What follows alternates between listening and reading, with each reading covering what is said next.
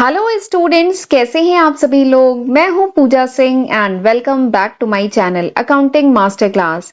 And इस समय हम डिस्कस कर रहे हैं क्लास 12 का प्रीवियस ईयर का 2023 का जो क्वेश्चन पेपर है, इसका सोल्यूशन इस समय हम डिस्कस कर रहे हैं। बीएसटी सब्जेक्ट, जो बिजनेस स्टडीज का सब्जेक्ट है, वो सब्जेक्ट इस समय हम लोग डिस्कस कर रहे हैं। एंड इस सीरीज में आज मेरा 11वां लेक्चर वीडियो है। 10 लेक्चर वीडियो मैं ऑलरेडी अपलोड कर चुकी हूं and this is my 11th lecture video, right. तो चलिए आज का लेक्चर फिर आज हम स्टार्ट करते हैं। लेकिन लेक्चर स्टार्ट करने से पहले ना, मैं आपकी एक कॉमन क्वेरी, एक कॉमन डाउट जो मुझसे काफी स्टूडेंट पूछते हैं, पहले मैं उसका रिप्लाई करूंगी, फिर आज के क्वेश्चन हम शुरू करते हैं। एक्चुअली काफी स्टूडेंट मुझसे एक सवाल पूछते हैं कि मैम कोई अच्छी बुक बता दीजिए, क्लास 12 के बोर्ड एग्जाम आने वाले हैं, कुछ ही महीने रह गए हैं, तो कुछ बुक बता दीजिए जिससे हम अच्छे से तैयारी कर सकें। तो मेरी नजर में ये बुक आई है ओसवाल गुरुकुल की 36 सैंपल पेपर क्वेश्चन पेपर की बुक है, क्लास 12 की। तो आप ये बुक रेफर कर सकते हैं, काफी अच्छी बुक है। बहुत अच्छी बात इस बुक की ये भी है कि ये, अगर मैं कॉमर्स स्ट्रीम की बात करूं तो कॉमर्स स्ट्रीम के जितने भी सब्जेक्ट हैं, जैसे इंग्लिश हुआ, physical education, computer science, BST, economics, accountancy, mathematics, ये सारे ही सब्जेक्ट के जो सैंपल पेपर है ना, वो आपको एक जगह एक बुक में मिल जाएंगे। तो ये काफी अच्छी बात है, आपको अलग अलग बुक परचेज करने की जरूरत नहीं है, एक ही जगह आपको सब मिल जाएगा। जैसे इसका जो फर्स्ट पेज है, जो इंडेक्स है, वो मैं आपके साथ शेयर कर रही हूँ। जैसे इसमें एक, ये जो इंग्लिश है उसके सैंपल पेपर, फिजिकल एजुकेशन के, कंप्यूटर साइंस के, मैथमेटिक्स के, अकाउंटेंसी, इकोनॉमिक्स, बीएसटी, तो सारे सॉल्व सैंपल पेपर आपको एक साथ मिल जाएंगे। तो ये काफी अच्छा है, इस बुक को आप रेफर कर सकते हैं। एंड ये जो बुक है, वो जो लेटेस्ट सिलेबस है, जो 31 मार्च 2023 को जो सीबीएसई ने जो अपडेटेड सिलेबस इशू किया था, उसके अकॉर्डिंग ये सैंपल पेपर डिजाइन किए गए हैं। तो काफी अच्छी बुक है। इवन मैं अपनी ऑफलाइन क्लासेस में इन्हीं बुक से इस समय सैंपल पेपर से प्रैक्टिस करवा रही हूँ। देखिए, एग्जाम से पहले हमें क्या करना है, हमें प्रैक्टिस करनी है। जितने ज्यादा से ज्यादा क्वेश्चन आप लगा सके उतना बढ़िया रहेगा।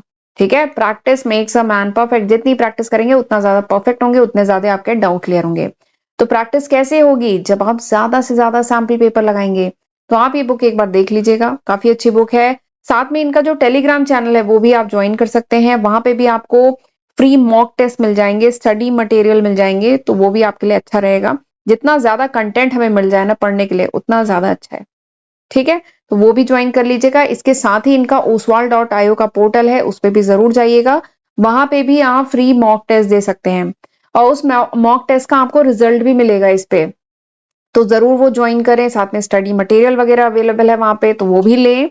तो ये बुक आप एक बार देख सकते हैं, इसका बाइंग लिंक मैं डिस्क्रिप्शन में दे दूंगी, तो आप एक बार देख लीजिएगा। वैसे आपकी नियर बाई शॉप पे भी ये बुक मिल जाएगी। ठीक है, तो मुझे ये काफी अच्छी बुक लगी, तो मुझे लगा कि मैं आपके साथ शेयर करूं। ठीक है, तो चलिए फिर आज के क्वेश्चन डिस्कस करना हम शुरू करते हैं। तो आज हमें क्वेश्चन नंबर 6 से स्टार्ट करना है। ठीक है, तो क्वेश्चन नंबर 6 क्या है। ये जो क्वेश्चन है ये काफी अच्छा क्वेश्चन है। देखिए, क्वेश्चन जो है, आ, ये क्वेश्चन कराने का पर्पस क्या है, आपको ये समझ में आ जाए। देखिए, 2023 का क्वेश्चन है, ठीक है। तो अब ये 2024 में तो ये क्वेश्चन आने नहीं वाला है, लेकिन आपको ये जरूर समझ में आ जाएगा कि एग्जाम में किस तरीके के क्वेश्चन पूछे जाते हैं। आप देख रहे हैं, ये क्वेश्चन देखने में बहुत लेंथी लग रहा है, लेकिन उतना ही ज्यादा इजी है। ये क्वेश्चन बहुत इजी है question. And this question is not a direct question. ये क्वेश्चन डायरेक्ट क्वेश्चन नहीं है। ये क्वेश्चन क्या है, इनडायरेक्ट क्वेश्चन है। ये इनडायरेक्टली पूछा गया है। कोई रट के आपको इसको रिप्लाई नहीं करना है, आपको इस क्वेश्चन को समझना है। ठीक है, ये एक केस स्टडी बेस्ड क्वेश्चन है। यहाँ पे एक छोटा सा केस दिया गया है, यहाँ पे एक छोटा सा केस दिया गया है, जो मैं अभी आपसे के साथ डिस्कस करूंगी। उस केस को समझना है और फिर आपको इसका आंसर करना है। तो ये बहुत अच्छा क्वेश्चन है। देखिए, क्वेश्चन क्या है। सबसे पहले तो ये जो क्वेश्चन है ना, बिजनेस एनवायरनमेंट, आपने चैप्टर पढ़ा था ना, ये क्वेश्चन वहां से है।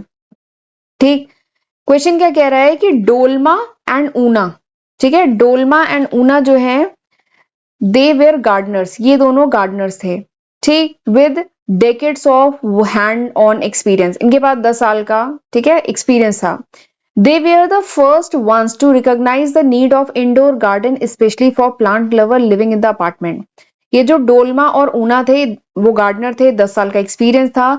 ये पहले थे जिन्होंने रिकॉग्नाइज किया, इस बात को पहचाना कि जो इंडोर गार्डनिंग है, ठीक है, स्पेशली जो प्लांट लवर्स होते हैं, जो अपार्टमेंट में रह रहे हैं। देखिए, जो जमीन पे रह रहा है उसके पास तो अपना खेत है छोटा सा, मतलब वो क्यारी टाइप है जहाँ पे वो अच्छे खासे पौधे लगा सकते हैं, लेकिन आजकल अपार्टमेंट्स का चलन है, ठीक है। तो अपार्टमेंट्स में अगर किसी को गार्डनिंग करनी है बालकनी में, तो उन प्लांट लवर्स के लिए इंडोर गार्डन ये डिजाइन करते थे। तो दे वर द फर्स्ट वन जिन्होंने इस जरूरत को पहचाना, and they took advantage of this opportunity. उन्होंने इस अपॉर्चुनिटी का एडवांटेज उठाया और उन्होंने डिसाइड किया कि वो ऑफर करेंगे ब्यूटीफुल डिजाइनिंग आइडियाज। यानी अपनी बालकनी को, जो स्पेशली जो लोग अपार्टमेंट्स में रहते हैं, वो कैसे अपने घर में इंटीरियर कैसे प्लांट से कैसे सजा सकते हैं, अपनी बालकनी वगैरह को कैसे प्लांट से सजा सकते हैं। तो इसके आइडियाज इन्होंने देना शुरू किया। इन्होंने डिसाइड किया कि वो देंगे इंडोर गार्डनिंग, ठीक है, थ्रू इनोवेटिव वेंचर। एक इन्होंने वेंचर स्टार्ट किया जिसका नाम रखा माई स्पेस, ठीक है। तो ये पहले थे जिन्होंने इस अपॉर्चुनिटी को पहचाना, इसका फायदा उठाया और इस वेंचर को स्टार्ट किया, ठीक है। एंड माई स्पेस जो इनका वेंचर था, ये ऑफर करता था creative idea like garden walls, hanging garden, balcony में जो नहीं लटका के जो हैंगिंग गार्डन बनते हैं, window garden, book shelf garden and mini more. इस टाइप की चीजें इन्होंने क्रिएटिव आइडियाज लेके आए। क्योंकि कोई कंपटीशन नहीं था, since there were no competition, they soon become the market leader in the field. क्योंकि इस टाइप का आइडिया किसी और को अभी आया ही नहीं था, ठीक है। दे वर द फर्स्ट वन जिन्होंने ये नया एरिया, नया चीज एक्सप्लोर की थी। तो इसलिए कोई कंपटीशन ही नहीं था, कोई कॉम्पिटिटर नहीं थे, तो वो क्या बन गया, मार्केट लीडर बन गए। यानी किसी को भी अपना प्लांट लवर को अपना गार्डन या कह लीजिए अपना इंडोर गार्डनिंग करानी होती तो इन्हीं के पास सब जा रहे थे, ठीक है। तो अब आपको ये चीज समझते हुए अब आपको बताना है from the following points identify the importance of business environment highlighted here. तो आपको इस केस को समझते हुए आपको बताना है कि बिजनेस एनवायरमेंट का कौन सा पॉइंट यहां पर हाईलाइट किया गया है, ठीक है। बिजनेस एनवायरमेंट का कौन सा पॉइंट यहां पे हाईलाइट किया गया है, ये आपको बताना है। 4 ऑप्शन आपको दिए गए हैं। सबसे पहला है कि business environment help the firm to identify threats and early warning signal. हाँ, ये बात सही है। जो बिजनेस एनवायरमेंट है, ठीक है, वो कोई अगर थ्रेट है, कोई कह लीजिए कोई खतरा है, थ्रेट मतलब कोई खतरा है या कुछ वार्निंग है, तो वो पहले से बिजनेस एनवायरमेंट में जो फर्म है उन्हें आइडेंटिफाई करना चाहिए। कोई भी फर्म है उसे अपने बिजनेस से रिलेटेड आगे चल के अगर कोई खतरा आ सकता है या कोई वार्निंग सिग्नल है, उसे आइडेंटिफाई करना चाहिए। हाँ, ये बात एकदम सही है, लेकिन क्या यहाँ पे कुछ ऐसा डिस्कस हुआ है? नहीं, यहाँ पे कुछ ऐसा डिस्कस नहीं हुआ है।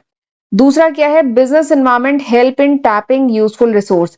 तो हाँ, ये बात सही है कि बिजनेस एनवायरमेंट हेल्प करता है कि अगर आसपास बिजनेस के आसपास कोई ऐसे रिसोर्सेज हैं, ये बिजनेस है, बिजनेस के आसपास कोई ऐसे रिसोर्सेज हैं जो अभी तक अनटैप्ड हैं, यानी जिन रिसोर्सेज को यूज नहीं किया गया है, उनको बिजनेस यूज करके प्रोडक्टिव चीजों में कन्वर्ट करे, ठीक है। तो उसकी भी बात यहाँ पे इस मतलब ये जो पैराग्राफ है इसमें नहीं हुई है, तो यानी ये भी ऑप्शन नहीं है, ठीक। अगला क्या है, अगला सी ऑप्शन है कि business environment enable the firm to identify opportunity and getting the first mover advantage.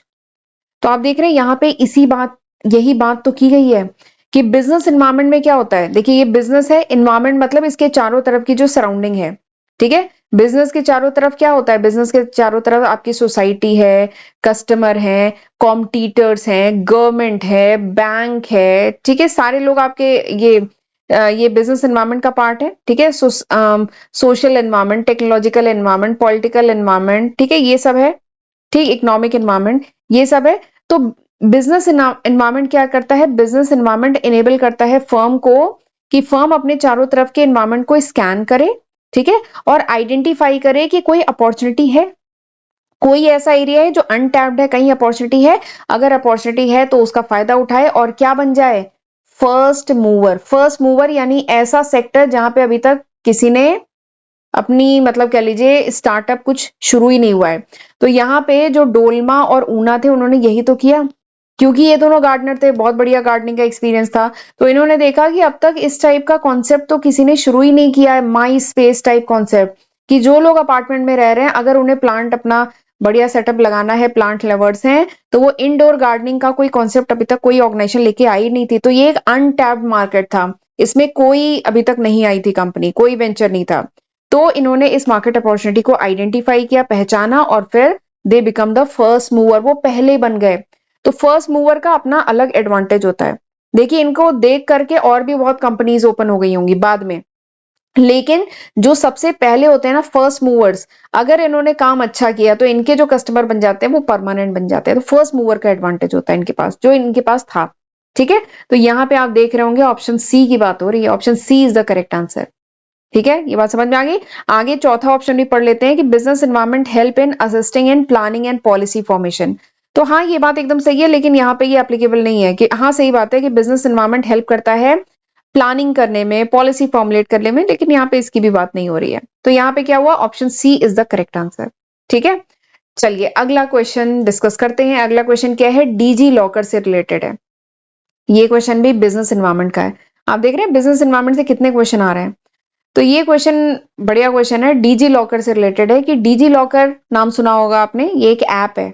ठीक है, डीजी लॉकर गवर्नमेंट का इनिशिएटिव से एक ऐप था, जहां पे जो भी हमारे सर्टिफिकेट्स हैं, ड्राइविंग लाइसेंस और भी जो गाड़ी के कागज ये सब है, ये सॉफ्ट कॉपी फॉर्म में इसमें लॉक करके हम रख सकते हैं, ये सेफ रहेंगे। That is Digi Locker, digital format में रख सकते हैं।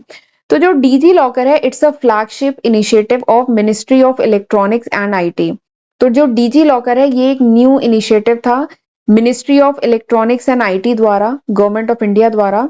जिसका एम क्या था, जिसका एम था कि digital empowerment of citizen by providing access to authentic digital document such as. इसका पर्पस क्या था, ये जो डीजी लॉकर आया था, इसका पर्पस क्या था कि जो सिटीजन है उनको एम्पावर करें, उनको ये फैसिलिटी प्रोवाइड करें कि वो ऑथेंटिक, यानी जो आपके रियल डिजिटल डॉक्यूमेंट है, उनको सिक्योर्ड वे में इस ऐप में रख सकें। ठीक है, जैसे आपके जो एकेडमिक सर्टिफिकेट्स वगैरह हैं, बोर्ड के डॉक्यूमेंट्स हैं, ड्राइविंग लाइसेंस है, गाड़ी का रजिस्ट्री का डॉक्यूमेंट है, डिजिटल फॉर्म में रख सकें। तो आपको, ठीक है, तो डीजी लॉकर के बारे में तो सब जानते हैं। तो यहाँ पे ये बताया गया है कि गवर्नमेंट का इनिशिएटिव था। ठीक, और गवर्नमेंट के किस डिपार्टमेंट का था, ministry of electronic and IT का। ठीक है, गवर्नमेंट ऑफ इंडिया का। क्योंकि ये जो डीजी लॉकर है, इसका कॉन्सेप्ट, ठीक है, गवर्नमेंट ने तो इनिशिएटिव लिया, लेकिन गवर्नमेंट ने डिजिटलाइजेशन के बारे में सोचा, एम्पावर करने के बारे में सोचा सिटीजन को। ठीक है, बिना टेक्नोलॉजिकल एडवांसमेंट के ये जो डीजी लॉकर का कॉन्सेप्ट था, ये पॉसिबल नहीं था। ठीक, तो आपको इसमें क्या बताना है कि the above para discuss the few dimension of the business environment. ये जो ये पैरा दिया गया है, जो अभी हमने पढ़ा, ये जो है बिजनेस एनवायरनमेंट के कुछ डायमेंशन को डिस्कस कर रहा है। आपको बताना है करेक्ट डायमेंशन कौन सा है। ठीक है, तो हम बात करें तो बिजनेस एनवायरनमेंट होता क्या है। बिजनेस एनवायरनमेंट बेसिकली वो, इसमें वो सारे फोर्सेस आते हैं, वो सारे फैक्टर आते हैं which are outside the organization, जो ऑर्गेनाइजेशन के बाहर के हैं, लेकिन उनका इंपैक्ट पड़ता है ऑर्गेनाइजेशन पे। ठीक है, और उन सारे फैक्टर्स का कंट्रोल नहीं होता, मतलब वो जो सारे फैक्टर हैं, कोई भी बिजनेस इन फैक्टर्स को कंट्रोल नहीं कर सकता। तो ये सारी चीजें आती हैं बिजनेस एनवायरनमेंट में। और जो फैक्टर्स हैं वो क्या क्या हो सकते हैं, economic environment, technological environment, political environment, ठीक है, सोशल एनवायरनमेंट। ठीक है, ये सब हो सकते हैं। ठीक, तो यहाँ पे किस डायमेंशन की बात की गई है, क्या यहाँ पे economic environment and technological environment की बात की गई है, या फिर यहाँ पे सोशल एनवायरनमेंट या इकोनॉमिक एनवायरनमेंट की बात की गई है।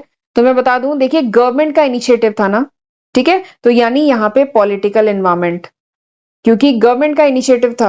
ठीक है, तो पॉलिटिकल एनवायरनमेंट प्लस ये गवर्नमेंट का इनिशिएटिव पॉसिबल नहीं हो पाता अगर यहाँ इसमें टेक्नोलॉजिकल एडवांसमेंट की बात है ना, यहाँ पे टेक्नोलॉजी लाई ना गवर्नमेंट, तो यहाँ पे टेक्नोलॉजिकल एनवायरनमेंट की भी बात है।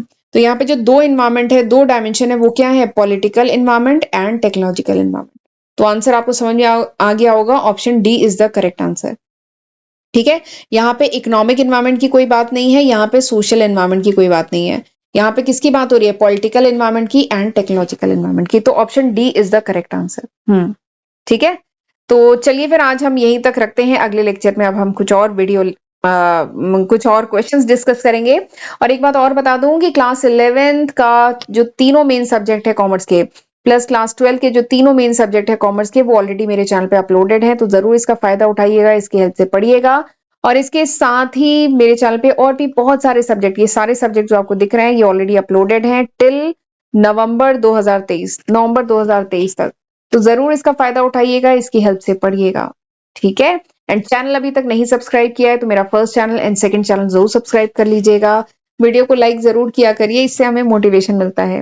एंड मेरी एप्लीकेशन अभी तक नहीं डाउनलोड की है तो एप्लीकेशन भी डाउनलोड करिएगा, वहां से आपको नोट्स मिल जाएंगे। ठीक है, एंड मेरा जो इंस्टाग्राम हैंडल है वो है अकाउंटिंग मास्टर क्लास _ऑफिशियल, तो उसे भी जरूर फॉलो करिएगा।